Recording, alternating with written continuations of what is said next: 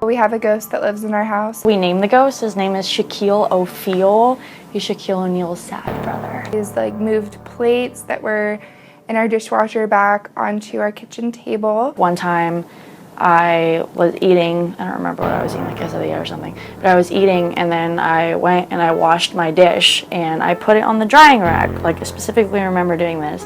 And I went back to go sit in the living room to do homework. Later, one of my roommates, Haley, she says like, "Is this your dish?" And it was the same dish and it was back on the table like I had never washed it.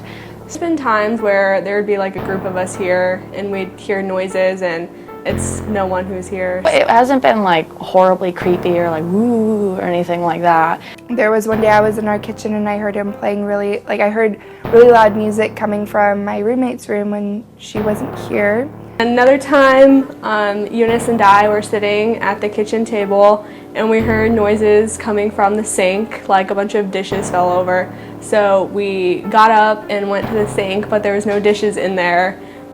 Most recently, my roommates were sitting at the kitchen table and they heard a crackling noise come from the kitchen, went to investigate and saw that one of our magnets had fallen off the fridge. I actually talked to someone who lived here last semester and she said that they were hearing really loud noises too and they ended up barricading the door. Well, it first started not long actually after we moved in the house. We went downstairs to the basement because even though you're not supposed to go in the basement, ours didn't have a seal. So we figured we would go down there and look for storage, and we noticed that there was like a huge like black hole like in the wall, and we thought like what is that?